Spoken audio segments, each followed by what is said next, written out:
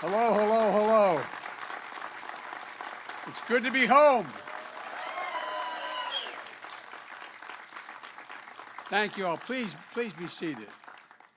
I just want you to know we have a tradition in the Biden-Finnegan family. When you see a relative, you go see them first. These are my relatives in the front row here, I want you to know. And spent an awful lot of time across from St. Paul's Church at my Uncle Jack Finnegan's house. His daughters are here, and he taught up at the U. And I just want you to know that Amtrak is here. They can tell you that you should name half the line after me. I am the most railroad guy you're ever going to meet. 2,100,000 miles on Amtrak. Hear me now? Not a joke. And what happened was, when you are a president or vice president, they keep meticulous mileage of when you fly an Air Force aircraft. And so about, I guess it was 7 years in to my tenure as vice president. And I used to always like to take Amtrak home on Friday. I tried to go home and see my mom, who was living with us at the time after my dad passed, and I'd try to get home. And the Secret Service are wonderful. They're the best in the world. They never liked me taking Amtrak because it stops too often and too many people can get on and you don't know. And but it turned out I was about number 3 in seniority on the road at the time. In terms of actual time on the road, and a lot of the folks in Amtrak became my family. Not a joke. I'd ride every day. I commuted every single day for 36 years as Vice President of the United States. After my wife and daughter were killed, I went home to see my family, never stopped doing that. And so Angelo Negri was from, you remember Ange? Ange came up to me one day when they just had announced that I had flown 1 million some X number of miles on Air Force aircraft. And Ange comes up, and I'm getting in the car, and he goes, "Joey, baby, what are you?" And I thought the Secret Service was going to shoot him. I said, no, he's good, he's good. It's a true story. And he said, "I just read, big deal, whatever it was, 1,200,000 miles, Air Force. You know how many miles you did Amtrak?" And I said, "No, Ange, I don't have any idea, pal." He said, "Let me tell you, we were at the retirement dinner." And he said, "We added it up. You averaged 100, I think it says 21 days a year. 121 days a year, 36 years, plus as vice president, boom, boom. You have traveled over 2 million miles, Joe. I don't hear any more about the Air Force." But in the Build Back Better plan, I got more money for passenger rail than the entire Amtrak system cost to begin with. We're going to change the nation in a big way. Shane, I want to thank you for that introduction. I really do. And Madam Mayor Page, you've done a great job, a great job. No, I really mean it. I'm a big fan. And when I got elected, this is God's truth, after I checked on what the margin was in the state of Delaware, I called up here. She'd won that year too. And I found out that I won every precinct in Scranton. And I looked up and said, "Mom, I did it. I did it." Look, and it's great to be here. It's great to be here in Pennsylvania with a very close friend, become a close friend, and a great governor, Governor Wolf. It's good to see you. And Matt, thank you for the passport to let me back into the district. And it's interesting. I grew up not very far from Bobby, the senator, where he grew up. It was about a total of, if you add it up, I think it's about 6 blocks. And his dad and I were about 18 years apart, and we're 17 years apart. So it's like a continuum going down here. But I just want you to know, we went to the same schools, same parish, just a few years apart. Take a few years. And Scranton is where I played shortstop at the Grimmie's Little League in the first year. It was put up. My dad helped build the field down there. and spent a lot of time at Simmy's buying penny candy and Hank's Hoagies on Woodlawn Street, watching movies of the Roosie on the weekend and trying to reenact all they did. And when you watch those movies, I think I was told, I don't know if it's true, I was the only kid in my era that I was able to walk across the lackey on that pipe that was just above the thing. If you fell in the lackey, you were a lackey, you were in trouble. But anyway, that's right. Look, no matter how long you live here in Scranton, it's a place that climbs into your heart and it never really leaves you, and that's the God's truth.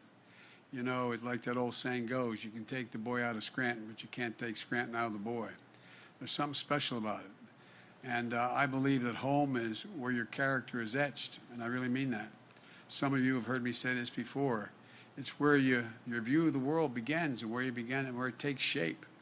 And that happened to me in 2446 North Washington Avenue.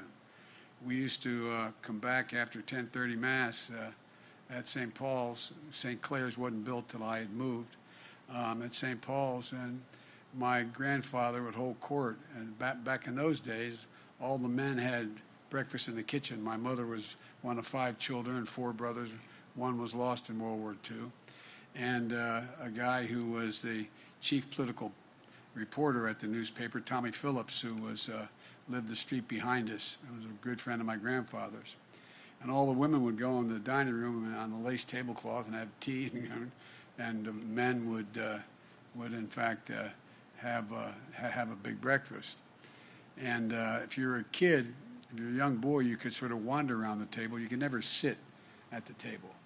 And so I used to every once in a while walk in and just sort of wander around. I'd stand by my grandpop, and I put my hand on his shoulder, and they'd talk, and they talked about everything from sports and politics, and that's where I learned an awful lot at that kitchen table. I learned from my grandpop that money doesn't determine your worth. I learned, he told me, and that's not a joke, those of you who know me know it to be true, and you guys know it, is that no one in the world is more worthy than you, Joey, but everyone's your equal. Everybody's your equal.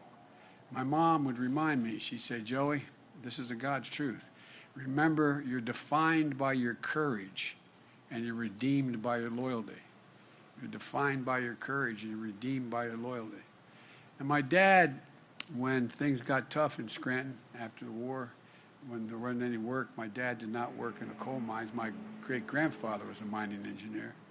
But my dad was in sales, and he worked for the Fowler Trucking Company. And things got slow in Scranton, so we moved. I remember the day he came. I think the longest walk a parent can make is up a short flight of stairs to tell their kid, you can't live here anymore. You can't because dad doesn't have a job, or mom doesn't have a job. And my dad had moved from Wilmington, Delaware to Scranton when he was a junior in high school. He was called St. Thomas, not the prep, but it was called St. Thomas in those days.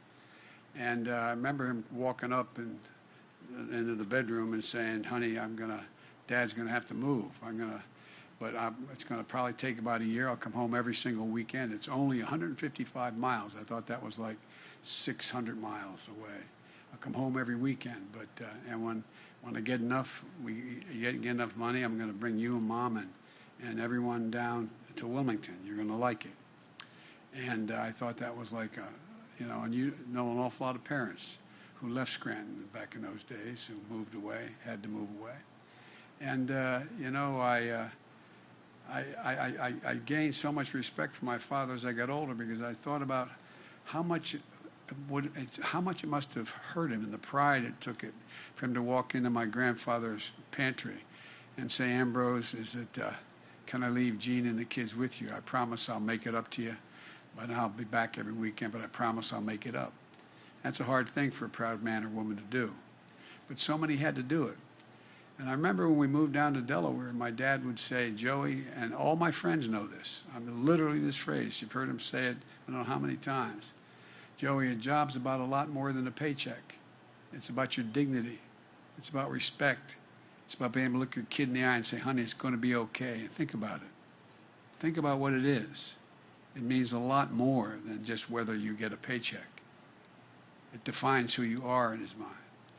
And I learned that at the kitchen table in Scranton, a place where you take care of one another. And as I said, my mother, I used to stutter badly when I was a kid. If Tommy Bell and Charlie Roth and all of my old friends were here at St. Paul's, you know, my nickname was Blackbird. It was bye-bye Blackbird. It wasn't meant as a compliment. And I wasn't very big, but you could beat me, but I'd hurt you. You think I'm kidding? I'm not.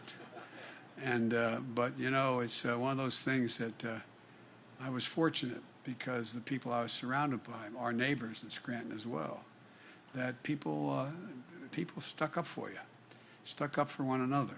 And my mother used to say, and I never quite understood, remember, Joey, look at me, Joey. You're a Biden. Like I'm a DuPont or something, you know what I mean? I swear to God, you're a Biden. Nobody is better than you, and everybody's equal to you. Nobody. The point I'm making is, the truth is, Scranton isn't my home because of the memories it gave me. It's my home because of the values it gave me. So when I ran for president, I came back to Scranton. I started here in Scranton. And I resolved to bring Scranton values to bear, to make a fundamental shift in how our economy works for working people, to build the economy from the ground up and the middle out, not from the top down. I've never known a time when the middle class has done well, the wealthy haven't done very, very well. I've never known such a time. So I'm here today to talk about what's fundamentally at stake right now for the families and for our country. For most of the 20th century, we led the world by a significant margin because we invested in our people. We invested in ourselves, not only in our roads and our highways and our bridges, but in our people and our families. We didn't just build an interstate highway system. We built a highway to the sky, to outer space. We invested to win the space race, and we won. We're also among the first to provide access to free education beginning back in the late 1800s, early 1900s. We invested in our children. Does anybody think today, if we were making that decision for the first time, we'd say 12 years is enough in the 21st century? 12 years is enough? It's not. But back then they did, and it's the reason why we leapt ahead of the rest of the world. Not a joke. We became among the best educated countries in the world. But somewhere along the way, we stopped investing in ourselves. America is still the largest economy in the world. We still have the most productive workers in the world and most innovative minds, but we risk losing our edge as a nation. You know, our infrastructure used to be the best in the world, not a joke, the best in the world. Today, according to the World Economic Forum, we rank 13th in the world in terms of infrastructure. Our roads, bridges, highways, internet, the whole works. 13th in the world. We used to lead the world in educational achievement. Today, the Organization for Economic Cooperation and Development in Europe ranks America 35 out of 37 major companies when it comes to investing in early childhood education. And talk about an equalizer. The greatest equalizer in the world. Well, a great university has done studies the last 15 years. You give a kid, no matter what the kid's background, from a broken home, from a home where mom or dad didn't go to school or whatever, and you put them in school in third grade, you increase by 50% school, not daycare. You increase by 56% the chance that they'll complete 12 years of school and build confidence. What's education all about? It's about building confidence in a child. It's about giving them the tools to do something. We can't be competitive in the 21st century economy if we continue to slide the way we have. That's why I resolved that we have to once again build America from the bottom up and the middle out. Again, not the top down. And by the way, I'm a capitalist. I think if you can be a millionaire or a billionaire, fine. Just do your fair share. Just do your fair share. You know, trickle-down economics has always failed. It hadn't built this country. You know who built this country. Like the young man that just introduced me. Union people, people who in fact can make a decent hard wage, build the country. It's not hyperbole. I mean it from the bottom of my heart. That's why I proposed two critical pieces of legislation that are being debated back in Washington.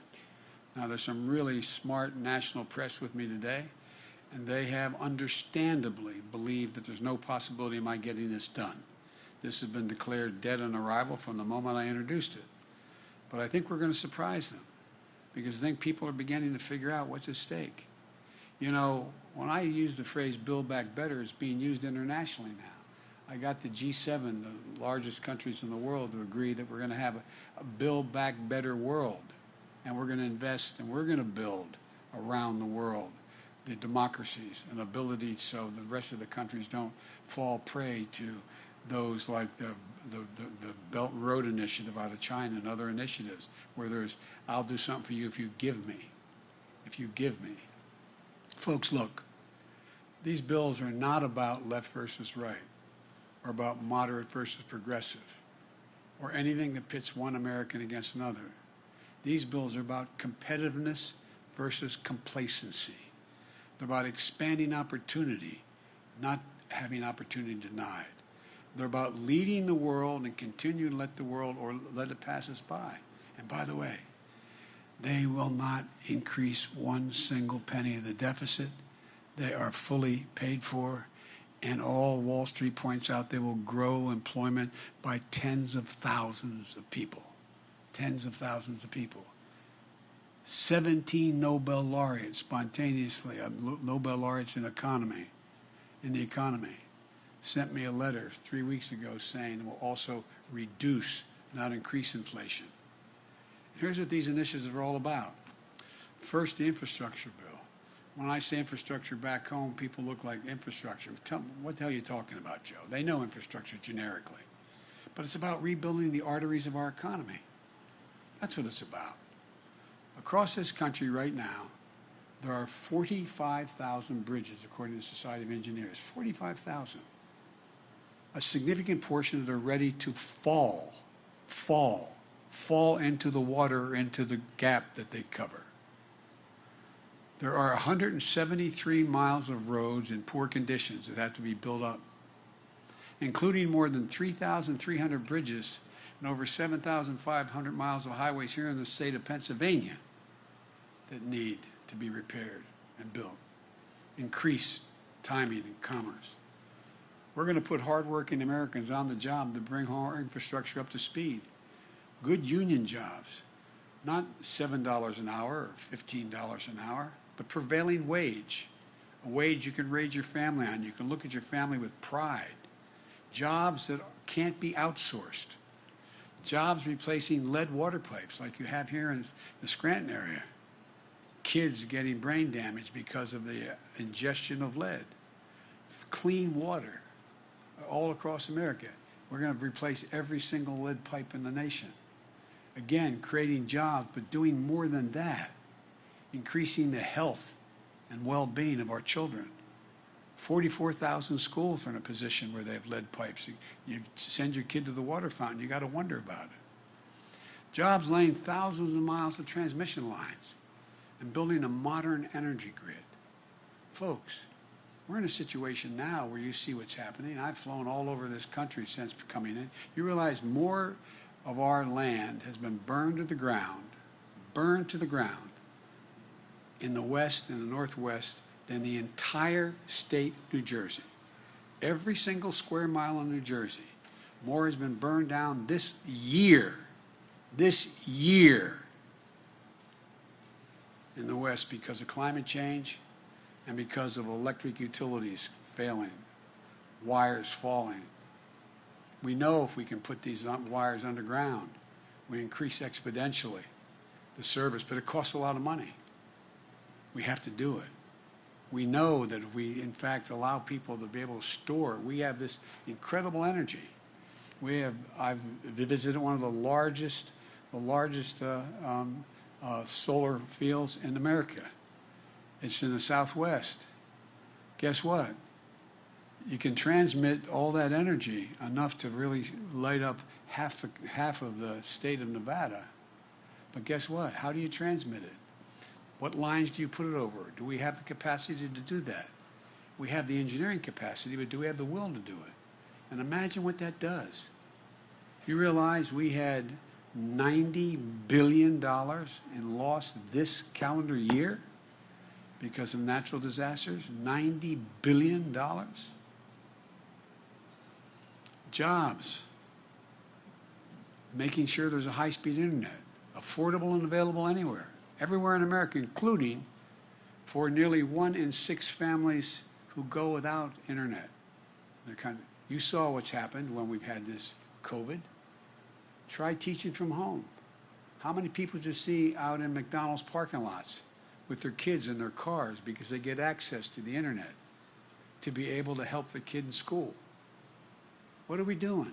This is the United States of America, damn it. What are we doing? And both these bills are going to help us meet the moment on the climate crisis in a way that creates good jobs, makes us more economically competitive. $66 billion in passenger rail and freight rail. Why I always talk about passenger rail, and particularly high-speed rail. Do you realize the Chinese are now building another high-speed rail line that will go up to 300 miles per hour? You say, what difference does that make, Biden? Well, guess what? If you can get in a train and go from here to Washington much faster than you can go in an automobile, you take a train. You take the train. We will take literally millions of automobiles off the road, saving tens of millions of barrels of oil, dealing with cleaning up the air. This is not hyperbole, this is a fact. These are facts. Right now, when I went out to Silicon Valley, they showed we're in a situation where if you put solar panels on your roof, guess what? When the sun's not shining, you're in trouble. Except they have now battery technology. You can have batteries in your basement about the size of the width of this podium and about that thick that keep you going for 7 days. So what do we have in this legislation? We have $39 billion to modernize American transit. I remember riding the trolley. I lived at the end of the line, as they say, in Greenwich. 3 blocks, the end of the line. Beyond the end of the line were the dump.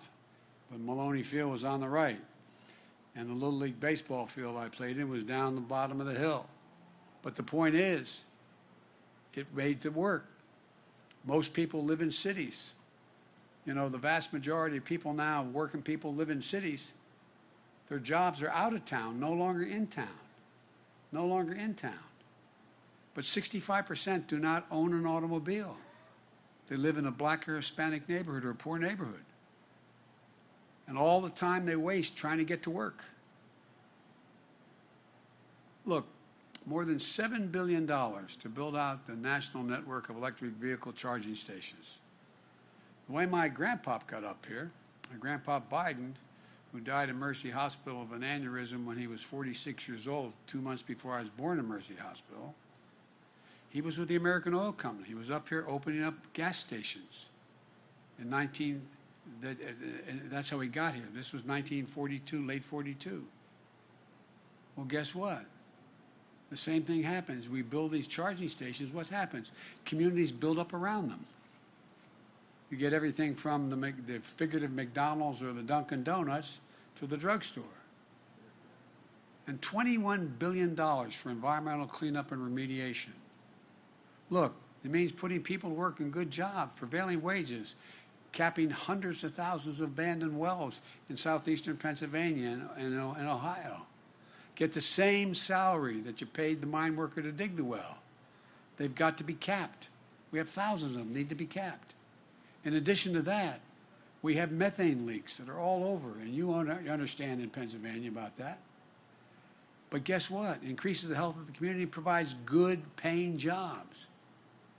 My plan also makes historic investment in clean energy, including a tax credit for people to do things like winterize their homes, install solar panels, develop clean energy products, help business produce more clean energy.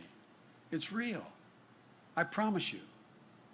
I won't be around to see it, but I promise you, your kids are going to see a time when they're not, in fact, generating any energy from the homes here in Scranton other than renewable energy. Not a joke. And by the way, one of the things the President put me in charge of, I want to be clear here, President Obama put me in charge of when I was Vice President. I was able to invest in that legislation that I put together. We brought down the price of solar and wind cheaper than coal and cheaper than oil. on a BTU basis. It's cheaper. Coal built this town and this part of the country. But we got to provide other avenues for people to make the same kind of living they used to be able to make.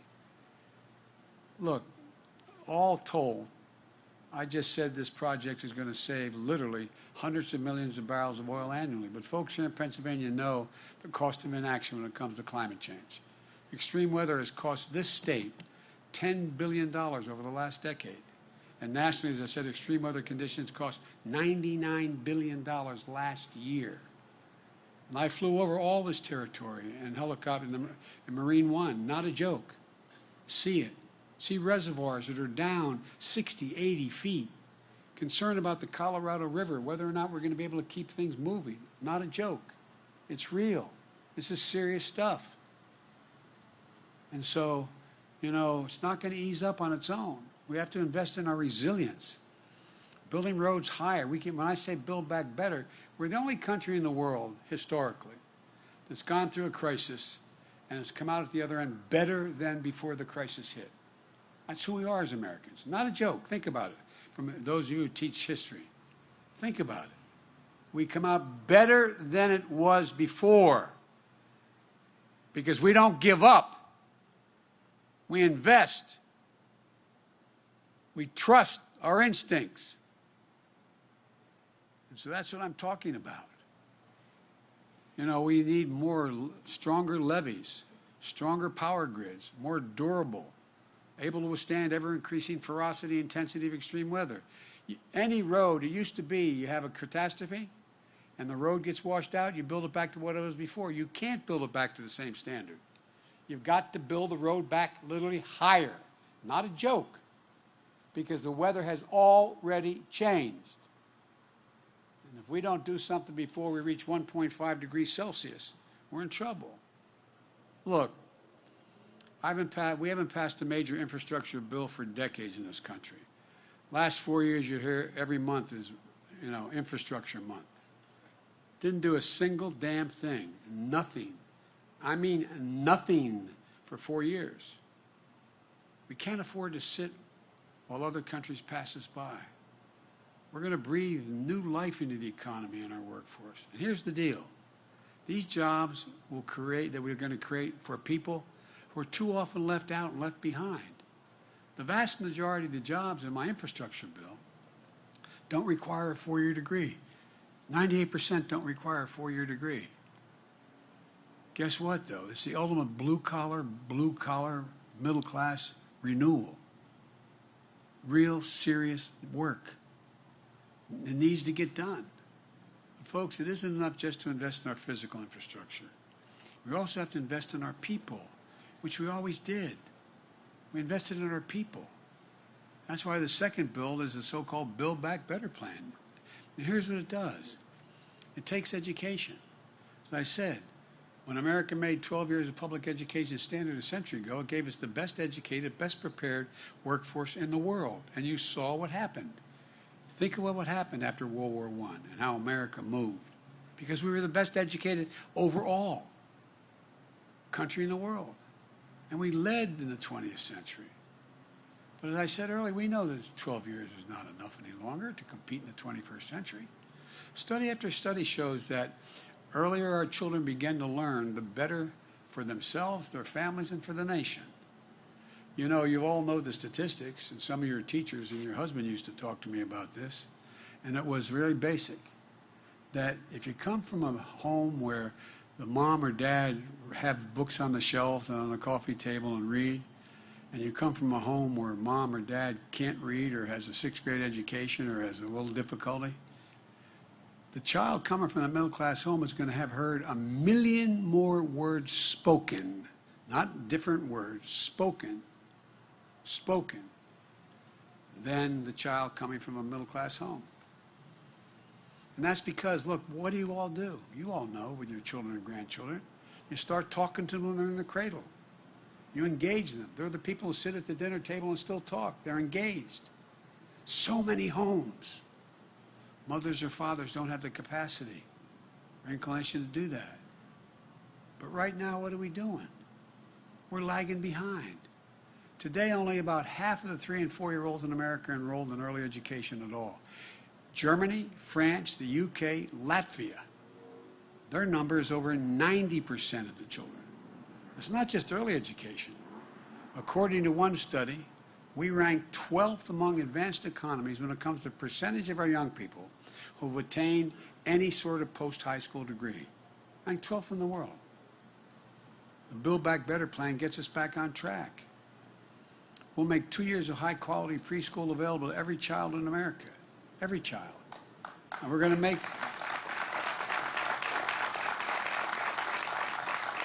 make investments in education beyond high school. That includes increasing Pell Grants, which nearly 200,000 students in Pennsylvania from low-income families rely on to attend college. We're going to increase it by $500 up to so it becomes $1,900. The bill invests in our workforce, providing much-needed breathing room for families. My dad I remember when we moved to Wilmington. We finally were able, after 4 years, Dad could buy a house. And we lived in a quoted development. It was a lovely area, in a suburban area, but it was a 3-bedroom split-level home. And we had 4 kids and my grandpa who lived with us, or another relative for all those years we lived there. And my bed was up, my headboard, we didn't have a headboard, but my bed was up against the wall that was on my dad and mom's bed was up against the wall. And I look back, it was great for us having grandpops and relatives there. I don't know how my parents quite did it, but I remember one night, I'm serious, it was in high school, and Dad, I could feel my dad was restless, he'd move, and I could hear it in bed. And I asked the next morning, I asked my mom, it's a true story, I said, what's the matter with Dad, Mom? He said, he got bad news, honey. His company just said they're no longer going to pay for health insurance. Well, guess what? My dad used to say, everybody's entitled. All we're looking for is just a little breathing room. Just a little bit of extra room. A little breathing room. How can we compete in a world of millions of American parents, especially moms, can't join the workforce because they can't afford the cost of child care or elder care, or they have to stay home? I heard my colleagues speaking before I did. Here in Pennsylvania, the average annual cost of child care for your toddler is $11,400. It's higher in other places. So average 2-parent family with 2 young kids spends 22% of their income for child care every year. I was a single dad for 5 years. I got elected to the Senate. I got a phone call before I got sworn in when I was hiring staff saying my wife and daughter had just been killed. And my 2 boys were seriously injured. They were hospitalized for a long time. So that's why I eventually started commuting. But I continued to commute because I could no more afford, and I was making a lot of money then. Now, granted, I was listed for 36 years as the poorest man in Congress, but I was making $42,000 a year. And I didn't think my job was to make money when I was in Congress. But this is not a joke. I could no more afford child care than fly, but fortunately, I had a hell of a family, those valleys I talked about. My sister and her husband, after a little bit, they gave up their home. I came home one night, and they moved into my home, helped me raise my kids. 5 years later, no man deserves 1 great love, let alone 2. 5 years later, when I met and married Jill, I came home after the wedding, they'd moved out. My brother, Jimmy, my best friend, my mother, they all helped me take care of my kids. But I couldn't have done it. So I understand, how in God's name do people make it? If you look at the world of advanced economics and those with advanced economies, the countries invest an average of, each of those countries invest an average of $14,000 per year in state-sponsored toddler care. America invests $500, 28 times less than our competitors. Here's what it does to our economy. You all know it. 30 years ago, we ranked 7th in the world among advanced economies in the share of women in the workforce. Today, in America, we rank 23rd. And women are becoming, not joke, better educated than men. If you look at, and I do about 5 college commencements a year, 4 of those 5, the valedictorian out of those classes for the last 10 years has been a woman. And if you read the data now, we're worried about the number of men attending college. Once again, our competitors are investing. We're standing still. My Build Back Better plan is designed to get us moving again. Look, it's going to cut the cost of child care for most Pennsylvania families in half. No middle-income family will pay more than 7% of their income on child care under my proposal. 7%. It's going to help more people get back to work in the workforce and make ends meet. It's also going to extend the historic middle-class tax cut for parents. Everybody talks about, and by the way, I'm going to say something self-serving, but I got on pretty well in the Senate for all those years. A lot of Republican friends as well as Democratic friends, for real. Kind of like Bobby. I mean, they're friends. We used to travel together a lot. And here's the deal, though. You know, what I was able to do when we passed the American Rescue Plan in the first month of my administration, which has allowed us to have all the funding for COVID. And when I started off, there were 2 million people in America that had gotten a vaccine. Well, guess what? We're up to 190 million. That's how we got it paid for. But here's the deal. What it meant was that, you know, right now there's a whole new attitude that's out there. How do we not invest? So in that act that we passed, we provided for a child tax credit. And you heard my introducer speak to it.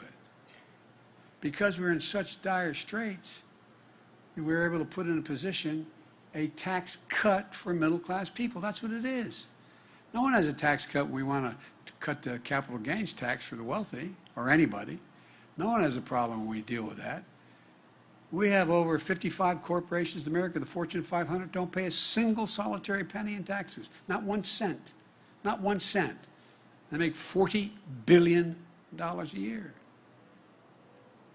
But when you talk about a tax cut for middle-class people, and that's exactly what it is. By what we did, increasing or making a refundable tax cut, you know, the way it works now, if you're made enough money to owe more than $4,000 in taxes and you had 2 kids, you got to deduct it. And here's the deal. The fact of the matter is that if you didn't make that kind of money, you didn't get the benefit at all. It wasn't refundable. You didn't get the benefit at all of the tax cut. Because if you didn't have more than $4,000 in taxes, you didn't, you know, you still paid. And it wasn't refundable. You didn't get it back. Well, here's the way we work it. We said, all right, for temporarily what we're going to do is make sure there's a child care tax credit. If you had 1 kid under 7, you get $3,600 a year. And if you have 1 over 7 to 17, you get $3,000 a year. We upped it from $2,000.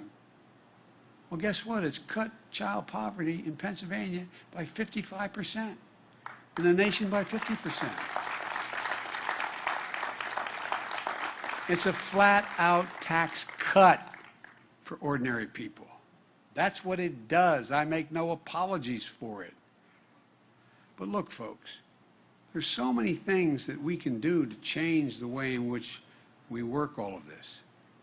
And I realize I'm going on here, but the fact is there's so much at stake. So much at stake. Look, the fact is that most of all what it does is, you know, we have a sandwich generation that exists. And many of you are part of that generation. You have a mom or dad needs some help as you get older, and you have a child that needs some help if you're going to be able to be in the workforce. And it's hard as hell to make it work. You got to give these folks a little bit of breathing room. The single greatest champion for elder care in the United States of America is this guy right here, Bobby Casey. Not a joke. Not a joke. The way it works right now, if you qualify for Medicaid, you have to have a lower income to qualify for Medicaid, not Medicare, Medicaid. There are 820,000 seniors, people with disabilities, who are on Medicaid on a waiting list to get home care, which they're entitled to. How many families are living this story? Your parents get older, they need some help getting around the house, making the meals for themselves, don't want to put them in nursing homes, not only because of the cost, but because of a matter of dignity.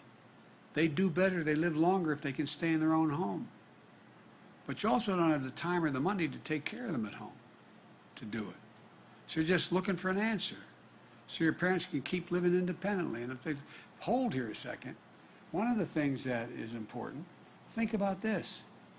In order to get into that nursing home, you got to sell everything you have. You can't have any private property. You have to empty your bank account. You have to do it all to move in a nursing home. I'm not saying nursing homes aren't valuable. They are. They're extremely valuable. But that's not where I remember my uncle was moved in with his wife into a assisted living center, and he wanted, and the folks who had built the facility, it was a lovely facility in Delaware, asked if I'd come and speak on the opening of it. And we're walking out, and I said, "Mom, isn't this beautiful?" She looked at me and said, she was then 76 years old, she said, "This is for old people, Joey. Not for me." But think about it. For millions of families, this is the most important issue they're facing. It's personal. It's personal. And Bob Casey gets it. When Bobby fights for something, he never gives up, in case you haven't noticed. So here's what we're going to do. We're going to expand services for seniors so families can get help with well-trained, well-paid professionals to help them take care of their parents at home, to cook a meal for them, to get them their groceries when they need to get groceries, to help them get around, to just put in railings on their home. My mom lived with me. She moved in with me. We finally talked her into doing it. And guess what? My sister takes her up. You remember this. Jeannie remembers this, talking about this too. She takes her up to get her prescriptions, drives her back, gets out of the house, and it was this little home off of our home. It was, she wouldn't physically move into the house, even though we'd done the whole thing over for her. And she's just standing there and moves and breaks her hip. She didn't trip or anything. Broke her hip. Well, guess what? Just having a railing, just having a place where she could walk from one room to the other, and help them in their own home with the dignity they deserve. Quite frankly, what we found is that this is more popular than anything else I'm proposing. When you do this individual polling data, this is extremely popular because we all feel that obligation to our parents, and we want them to live with dignity. Look, because American people understand the need. It's a matter of dignity, it's a matter of pride. Look, that's what both these initiatives are all about. And frankly, they're about more than giving working families a break. They're about positioning our country to compete in the long haul. Economists left, right, and center agree. Earlier this year, the Wall Street outfit Moody's projected that the investments I'm talking about will create, for the next 20 years, on average, 2 million additional jobs per year. Good paying jobs. It's transformative. And we can make these transformation investments and be fiscally responsible. Take the infrastructure bill. All those investments, road, bridges, high-speed rail, internet, the whole deal, they represent less than 0.5% of our economic growth each year. Less than 0.5%. And the cost of the Build Back Better bill in terms of adding to the deficit is zero. Zero. Zero. Because we're going to pay for it all. In addition to that, half of it is a tax cut. It's not spending money, it's a tax cut for working class people. It's about time, as I said, and I come from the corporate state of the world. Not a joke. More corporations are registered in my state than every other state in the United States combined. And I represented the state of DuPont, as they used to call it, for 36 years. I'm not anti-business, but I'm about just pay your fair share. Look, folks, under this proposal, and under this proposal, these proposals I'm talking about, I guarantee you that no one making under $400,000 a year will see one single penny in tax go up. Not one. In fact, the plan cuts taxes for working people. And by the way, if you notice the way you usually pay for infrastructure is by gasoline taxes. I wouldn't allow that because that would tax people making under $400,000. I'm a man of my word. Not one single penny will you pay if you make less than $400,000. So, but there's no reason why someone making $400 million a year. By the way, you know, during this, all the crisis we've had with COVID, there's an absolute finite number of billionaires they can count up in the tax code. You know how much money the billionaires made last year collectively? They're not bad guys. I'm not saying that. They made $1 trillion increase their collective income. $1 trillion. Just pay your fair share. You know, if you are a multimillionaire or billionaire, you have a lower tax rate than a family that has a teacher and a firefighter as a percent of taxes you pay. Lower. As I said, 55 or largest corporations pay zero in income tax, 40 billion bucks. This needs a change. Working folks understand that. That's why, despite the attacks of misinformation about my plans, are still overwhelmingly supported by the American people. They understand that when families have a little breathing room, America's in a better spot.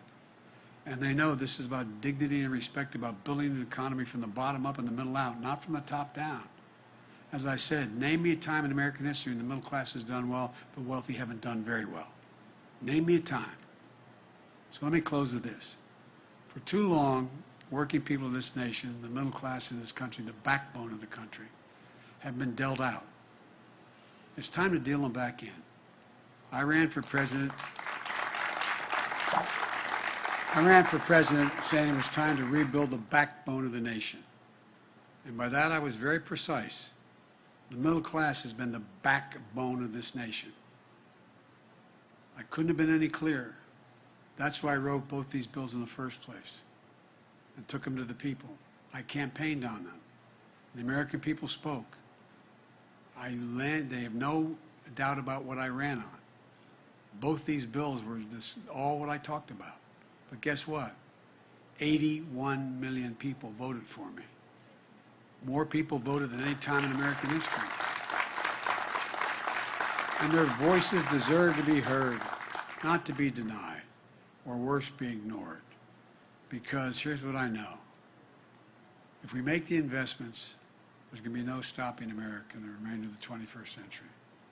I've long said, and I mean this to every world leader I've known, and I've now spoken to over 60 of them. And I've known them, many of them before that. I tell them, it's never, ever, ever been a good bet to bet against America.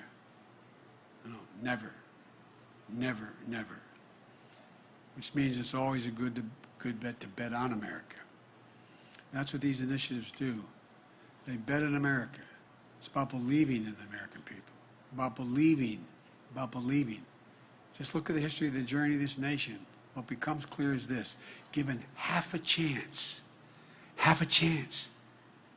the American people have never, ever, ever, ever, ever, ever let the country down. Just a fighting chance. No guarantees, just a chance. And that's what this is all about. And it does not increase the debt. When you talk about the number, we shouldn't even talk about the numbers because it's all paid for, written in the same piece of legislation. So you pass the spending, you're also passing the tax cuts, and you're passing the taxes that are going to be increased. Scranton, thanks for always treating me so nicely. I really mean it. God bless you all. And may God protect our troops. Thank you.